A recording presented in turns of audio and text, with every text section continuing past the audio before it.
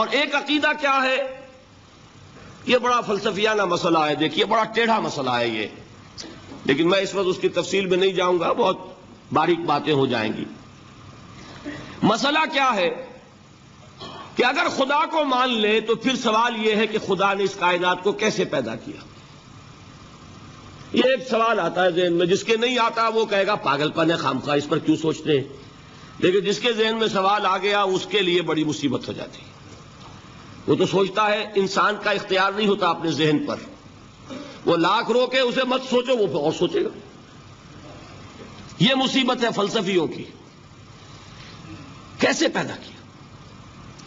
اب ایک تصور تو یہ ہے کہ جیسے یہ میز ہے، بڑھئی نے بنایا اس کو، بڑھئی علیحدہ ہے، میز علیحدہ ہے، لیکن اس میں یہ بات ماننی پڑے گی کہ پہلے کوئی چیز تھی جس سے میز بنائی، لکڑی تو تھی نا، اس سے میز بنائی۔ لہذا ہندوؤں میں ایک عقیدہ یہ ہے کہ خدا بھی قدیم، مادہ بھی قدیم، خدا نے اس مادے سے یہ شے بنا دی، مادے سے یہ بنا دی۔ وہی مٹی کی تغاری ہوتی ہے، کمہار اس سے کوئی رکابی بنا دیتا ہے، کوئی وہ ہنڈیا بنا دیتا ہے، کوئی گھڑا بنا دیتا ہے، مٹی تو ہے نا پہلے۔ تو مادہ بھی قدیم، خدا بھی قدیم، اور مادے سے خدا نے یہ شکلیں بنا دی۔ ٹھیک، یہ بھی سنویت ہو گئی، توحید تو ختم ہو گئی۔ تو جن لوگوں کا ذہن تھا توحیدی لیکن اس مسئلے میں الجھ گئے، انہوں نے ایک اور شکل تجویز کی کہ خدا خود ہی اس شکل میں تبدیل ہو گیا۔ کیسے؟ جیسے برف پگھلتی ہے تو پانی بن جاتا ہے۔ پانی کہاں سے آیا؟ برف سے۔ اب کوئی پوچھے برف کہاں ہے؟ بھائی یہی پانی ہے، یہی برف ہے یا نہیں؟ اسی پانی کو آگ کے اوپر آپ نے رکھ دیا، وہ بھاپ بن گئی۔ اب آپ کہیں برف کہاں ہے، پانی کہاں ہے؟ یہی بھاپ جو ہے یہی در حقیقت پانی ہے، یہی بھاپ جو ہے یہی برف ہے۔ یہ ہے وہ ہماؤس پینتھیزم جس کو انگریزی میں کہتے ہیں، کہ خود خدا نے روپ دھار لیا اس کائنات کا۔ یہ دو فلسفے ہیں۔ کیا ہے یہ؟ بدترین شرک ہے۔ پہلی اگر شکل ہے تو وہ انسان خدا قرار پا گیا، جس کو اوتار مانا وہ خدا ہو گیا کہ نہیں؟ اور دوسری شکل میں تو ہر چیز ہی خدا ہے، یہ بھی خدا، یہ بھی خدا، پتھر بھی خدا، درخت بھی خدا، ہر چیز خدا۔ اس لیے کہ وہ برف پگھلی ہے تو پانی بنا ہے، وہ پانی چاہے زیر زمین آ رہا ہے، وہ پانی چاہے زمین کے اوپر دریا کی شکل میں آ رہا ہے یا زمین میں سوتے چل رہے ہیں، پانی تو وہی برف ہے جو پہاڑوں پر ہمالیہ پر پڑا ہوا ہے، وہی پگھل رہا ہے، یہ کچھ بن رہا ہے۔ یہ ہے شرک فی الذات کی دوسری قسم جو دنیا میں رہی، پینتھیزم اور انکارنیشن، یا حلول اور ہماؤست۔ سمجھ میں آگے؟ اب میں ایک بات آپ سے عرض کروں گا، اللہ کا اس امت پر بہت بڑا فضل ہے جس کا آپ کو شکر ادا کرنا چاہیے۔ اس نوع کے شرک سے یہ امت 15ویں صدی شروع ہو جانے کے باوجود تاحال بحیثیت مجموعی محفوظ ہے۔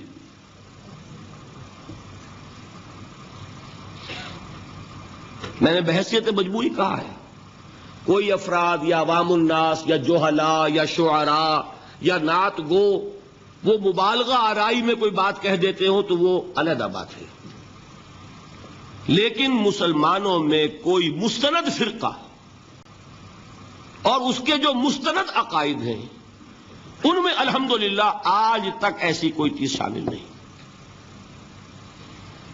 اس کا جب آپ تقابل کریں گے نا، آپ کا کیا خیال ہے عیسائیوں کو حضرت مسیح سے کتنی محبت تھی؟ اس کا تقابل کیجئے جو محبت مسلمانوں کو رہی حضور کے ساتھ۔ عیسائیوں کی محبت عشر عشیر نہیں بنے گی۔ اس محبت کے باوجود کہ ہمیں 10 گنا 100 گنا 1000 گنا زیادہ محبت ہے حضور کے ساتھ، لیکن دیکھیے کہ انہوں نے خدا کا بیٹا بنا دیا۔ یہاں کسی نے حضور کے بارے میں یہ بات آج تک کہی؟ یہ بہت بڑا کنٹراسٹ ہے نا. یہ در حقیقت عقیدت اور محبت کا غلو ہوتا ہے. تو عقیدت اور محبت کی کمی تو یہاں بھی نہیں، الحمدللہ ان سے زائد ہے، لیکن الحمدللہ ثم الحمدللہ ثم الحمدللہ خدا کا بیٹا تو کسی نے نہیں بنایا. اچھا میں ایک اور کنٹراسٹ آپ کو دکھاتا ہوں تاکہ آپ اللہ کا شکر کریں. حضرت علی کی کیا نسبت ہے حضور کے ساتھ؟ نبی اور امتی. حضرت علی کو خدا کہنے والے پیدا ہوئے کہ نہیں؟ بتائیے نا. کیا وجہ ہے کہ علی کو خدا کہنے والے پیدا ہوئے لیکن محمد کو خدا کہنے والا پیدا نہیں ہوا صلی اللہ علیہ وسلم ورضی اللہ تعالی عنہ؟ بہت اہم بات ہے، غور کیجئے گا اس کو. حالانکہ حضرت علی کا رتبہ کہاں، حضور کا کہاں. آج بھی آپ دیکھیے آپ کے جاہل عوام کے زبان پر نعرہ یا علی مدد کا ہوتا ہے یا محمد مدد کسی نے کہا آج تک؟ یہ یا محمد لکھنے کے کام آتا ہے صرف. وہ مسجد پہ لکھ دو تاکہ پتہ چل جائے یہ فلاں فرقے کی مسجد ہے، دوسرا خود ہی بھاگ جائے وہاں سے. یہ صرف کس کام کے لیے ہے؟ باقی جہاں اصل میدان میں بات آتی ہے کوئی نعرہ لگاتا ہے یا محمد مدد. محمد کا رتبہ اونچا یا علی کا؟ تو ان سے کیوں نہیں مدد مانگی؟ یہ سوالات آپ کے سامنے رکھ رہا ہوں میں. پھر یہ کہ جس طریقے سے کہ غوث اعظم کو پکارا جاتا ہے، کیا محمد کو پکارا جاتا ہے؟ کیا نسبت ہے؟ حضرت علی تو پھر بھی صحابی ہے، خلیفہ چہارم ہے، حضور کے چچا داد بھائی ہیں، داماد ہیں. غوث اعظم تو بہرحال وہ نسبت تو نہیں ہے. دیکھیے میں اس کا تعلق جوڑتا ہوں ختم نبوت سے. جس طرح اللہ نے خصوصی حفاظت فرمائی ہے قرآن کی، اسی طرح خصوصی حفاظت فرمائی ہے محمد الرسول اللہ کی. یہ اسپیشل پروٹیکشن ہے، ورنہ نہیں ہو سکتی تھی. یہ خصوصی تحفظ ہے اللہ کا. یہاں بگاڑ پیدا ہو جائے تو صحیح کون کرے گا؟ اب حضرت مسیح کی اصل حقیقت تو حضور نے آگے بتا دی. ذالک عیسی ابن مریم قول الحق الذی فیہ یمترون ما کان للہ ان یتخذ ولدا سبحانہ. یہ حضور نے آ کر حضرت مسیح کی حقیقت بیان کر دی کہ نہیں؟ سورہ مریم کی یہ آیات سنی تھی نجاشی رحمت اللہ علیہ نے جب حضرت جعفر ابن ابی طالب کی زبان سے، تو کیا کہا تھا تنکا اٹھا کر، خدا کی قسم جو ان آیات میں مسیح کا مقام بیان ہوا ہے مسیح اس سے تنکا بھر بھی زیادہ نہیں ہے. لیکن اگر محمد الرسول اللہ کو خدا کا بیٹا بنا دیا گیا ہوتا یا خدا بنا دیا گیا ہوتا تو کون آتا اس کی اصلاح کے لیے؟ جیسے قرآن مجید کا تحفظ ہے ایسے ہی محمد الرسول اللہ کا تحفظ ہے. وہ تحفظ ہوا کیسے ہے؟ جتنا قرآن مجید نے ایمفیسائز کیا حضور کی بشریت کو، قل انما انا بشر مثلکم، اے نبی ان کو بتاتے رہیے، بار بار بتائیے کہ مجھے کچھ اور نہ بنا لینا، میں بھی بشر ہوں، انسان ہوں. ہاں مجھ پر وحی ہوتی ہے، تم پر نہیں ہوتی، یہ فرق ہے. میں رسول ہوں، تم نہیں ہو. یہ بعد میں ذرا اور مسئلہ میں واضح کروں گا. ابھی صرف یہ نوٹ کیجئے کہ یہ تحفظ جو ہے، جیسے قرآن کو تحفظ دیا لیکن اس کے لیے ذرائع بھی ہے نا. یہ حفظ قرآن کا سلسلہ جو ہے یہ اس کا ذریعہ بنا. یہ رمضان میں تراویح جو ہے اس کا ذریعہ بنی. ہمارے ملکوں کے اندر تو حفاظ کو مسجدیں نہیں ملتی، تلاش کرتے پھرتے ہیں. اور ایک جیسا کہ اینول جشن ہوتا ہے قرآن مجید کا، ہر حافظ اپنا حفظ تازہ کر رہا ہے، حفاظ لگے ہوئے ایک دوسرے کے ساتھ تازہ کرنے میں. یہ ذریعہ ہے اللہ تعالیٰ نے کہ جس کے ذریعے سے قرآن کو محفوظ کیا. تو حضور کو جو حفاظت دی اس کا ایک طریقہ کیا ہوا؟ قرآن مجید میں حضور کی بشریت کا نمایاں کرنا، اور دوسرا یہ کہ خود حضور نے ایسی باریک بینی سے روکا یہ بھی آپ کو پسند نہیں تھا کہ میں آؤں تو تم کھڑے ہو جاؤ. سنا کہ نہیں سنا آپ نے؟ صحابہ کو آپ روکتے تھے. ایک صحابی کی زبان سے نکل گیا ما شاء اللہ و ما شئت، جو اللہ چاہے اور جو آپ چاہیں. فوراً ٹوک دیا اجعلتنی للہ ندا، کیا تم نے مجھے خدا کا مد مقابل بنا دیا؟ مشیت صرف اس کی ہے. یہ روک ٹوک، یہ وہ چیزیں ہیں کہ جس کی بنا پر اللہ نے تحفظ عطا فرمایا. یہ جو آپ نے فرمایا میری قبر کو کسی جلسے اور جشن کا مرکز نہ بنا لینا، فرمایا کہ نہیں فرمایا؟ اللہ تعالیٰ لعنت فرمائے بنی اسرائیل پر کہ انہوں نے اپنے نبیوں کی قبروں کو وہ میلہ گاہ بنا لیا. یہ ساری وہ ہیں، یہ تحفظات ہیں، یہ بچاؤ ہے. یہ امت کو متنبہ کیا جا رہا ہے کہ محبت اور عقیدت کا غلو جیسے پہلے ہوا، یا اہل الکتاب لا تغلو فی دینکم، اے کتاب والو اپنے دین میں غلو سے کام نہ لو. یہ غلو محبت، غلو عقیدت ہے جس کی بنا پر وہ خدا کے بیٹے بنا دیے گئے. اور اگر وہ ہوتا یہاں اللہ کا نہ معلوم اللہ کے برابر کس طریقے سے حضور کو بنا دیا جاتا. لیکن قرآن نے خود حضور نے اس کی پیش بندی کی، جس کا ظہور ہم دیکھ رہے ہیں کہ اللہ کے فضل و کرم سے یہ امت تا حال بحیثیت مجموعی محفوظ ہے. البتہ دیکھیے شاعروں کی باتیں اور ہوتی ہیں، اور عوام کی اور واعظوں کی اور نعت گوؤں کی باتیں جو ہے وہ اور ہیں. میں جس چیز کی نفی کر رہا ہوں وہ علماء کی بات ہے. شاعروں کا تو قرآن مجید کے اندر خود ہی بھاڑا پھوڑ دیا اللہ نے.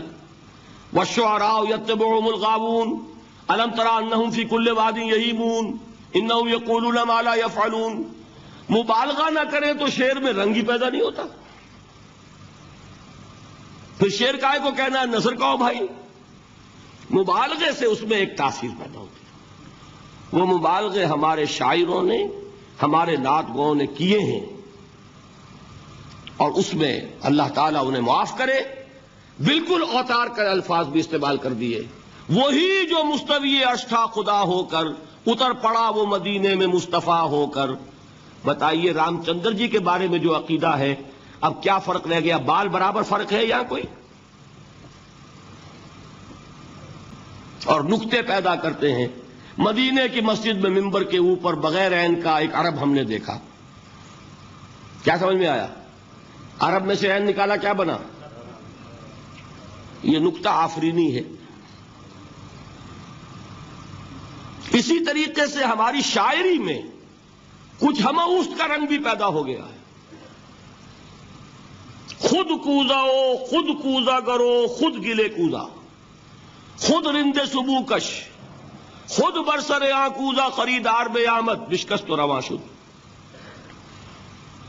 وہ خود ہی کوزا ہے، خود ہی مٹی ہے جس سے کوزا بنا ہے، خود ہی کوزے کا بنانے والا ہے. سمجھ رہے؟ الفاظ تو بڑے پیارے ہیں، بڑے مزیدار ہیں. آدمی ایک دفعہ وجد میں آ جاتا ہے، لیکن ہے کیا؟ وہی ہے نا کہ وہی جو برف تھا پگھل کر پانی بن گیا. خود کوزاؤ خود کوزا کرو خود گلے کوزا خود رندے سبو کش. خود ہی اس کوزے میں شراب ڈال کے پیتا بھی ہے، خود ہی مٹی ہے، خود ہی وہ بنانے والا ہے، خود ہی کوزا ہے، خود ہی اس میں شراب ڈال کے پیتا بھی ہے، اور خود ہی اس کوزے کو توڑ کر اپنا راستہ بھی لیتا ہے. اب آپ اس پر سر دنیے اور جو چاہے کریں، لیکن یہ کہ اس کا ڈانڈے مل گئے کہ نہیں اسی ہماؤس سے. لیکن یہ کسی مفتی کی بات ہے کیا؟ یا کسی ائمہ دین میں سے کسی کا قول ہے؟ بھائی شاعروں کی باتیں سن لیا کریں. اللہ اللہ خیر صلی اللہ. ان چیزوں کا بہت زیادہ سختی کے ساتھ نوٹس بھی لینے کا کوئی فائدہ نہیں ہوتا. بات وہ ہونی چاہیے کہ جو علماء کہہ رہے ہوں، مستند عقائد ہو، جو ان کی کتابوں میں درج ہو، ان سے بات ہونی چاہیے. تو یہ چیزیں، یہ گمراہیاں آئی ہیں، لیکن الحمدللہ ثم الحمدللہ کہ یہ عوام میں ہے، جہلاء میں ہے، شعراء میں ہے، نعت گوؤں میں ہے. یہ کسی بھی مستند دینی فرقے کے مستند علماء میں ہاں موجود نہیں. البتہ ایک مسئلہ جو ہے نور اور بشر کا، وہ ذرا تھوڑا سا میں حل کر دوں. آج آپ سمجھتے ہوں گے لا ینحل ہے. میں نے جس طرح کہا تھا کہ امام بخاری کا قول بھی 100% درست اور امام ابو حنیفہ کا بھی 100% درست ثابت کیا کہ نہیں، اسی طرح میں کہتا ہوں جو حضور کو بشر کہتے ہیں وہ بھی 100% درست، جو حضور کو نور کہتے ہیں وہ بھی 100% درست. مطلب کیا ہے؟ دیکھیے، ہر انسان کے وجود کے دو حصے ہیں. میں نے پہلے دن شاید کچھ بیان کیا تھا. ایک خاکی وجود، اور اینیمل بینگ جو حیوان ہے ہمارا. ایک وہ روح ربانی جو اس میں پھونکی گئی. آدم میں جب وہ روح پھونکی گئی تب وہ مسجود ملائک بنے. فَإِذَا سَوَّيْتُهُ وَنَفَخْتُ فِيهِ مِن رُّوحِي فَقَعُوا لَهُ سَاجِدِينَ. دو جگہ آئے تھے قرآن مجید میں ایک شوشے کے فرق کے بغیر، سورہ حجر اور سورہ صاد. جب میں اس کو پوری طرح تیار کر لوں اور اس میں اپنی روح میں سے پھونک دوں تو گر پڑنا اس کے سامنے سجدے میں. ہمارا جو خاکی وجود ہے وہ ظلمانی ہے، اور جو ہمارا روحانی وجود ہے وہ نورانی ہے. اس کی نسبت کس سے ہے؟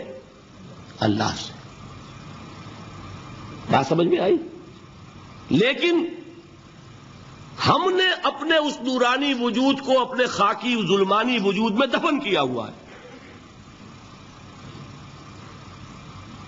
اور محمد الرسول اللہ صلی اللہ علیہ وسلم کا وہ نورانی وجود آپ کے اس خاکی وجود پر اس درجے غالب تھا کہ وہ خاکی وجود معدوم کے درجے میں ہے، لیکن وہ حضور صلی اللہ علیہ وسلم پر اثر انداز نہیں ہو سکتا. وہی خاکی وجود ہے جسے ہم نفس کہتے ہیں. نفس غلبہ کر سکتا ہے محمد پر صلی اللہ علیہ وسلم.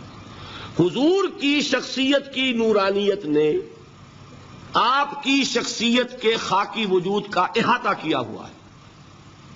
ہماری شخصیت کی ظلمانیت نے ہماری اس نورانیت کو گل کیا ہوا ہے، دفن کیا ہوا ہے، چھپایا ہوا ہے. بس یہ فرق ہے. انہیں آپ کہہ لیں نور، صحیح ہے، ان کی نورانیت غالب ہے. یہی بات ہے جو حضور نے اس طرح سمجھائی. دیکھو، ہر انسان کے ساتھ ایک شیطان ہوتا ہے. اب کسی صحابی نے بڑی جرت سے کام لیا، پوچھ لیا حضور کہ آپ کے ساتھ بھی ہے؟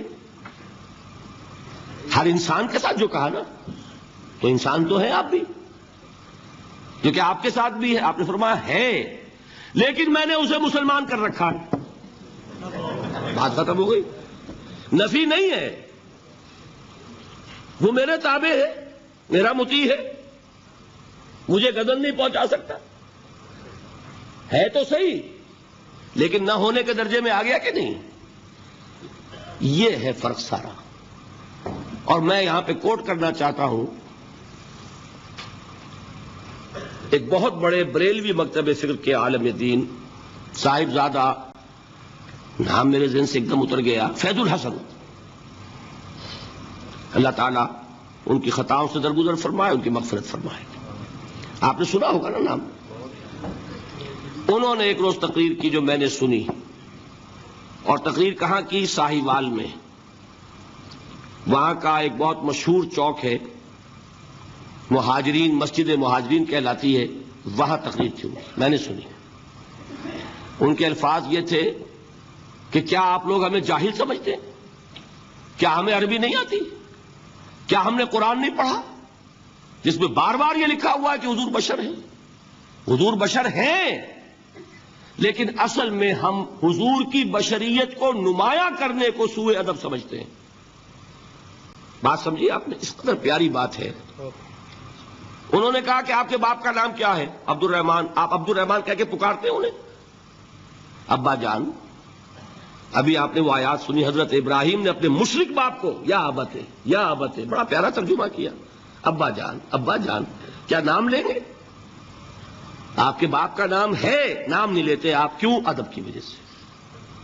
اسی وجہ سے ہم در حقیقت حضور کی بشریت کو نمایاں کرنے کو سوء ادب سمجھتے ہیں، ورنہ کوئی ہم جاہل ہیں، ہمیں عربی نہیں آتی، ہم نے قرآن نہیں پڑھا، ہم جانتے ہیں کہ وہ بشر ہے۔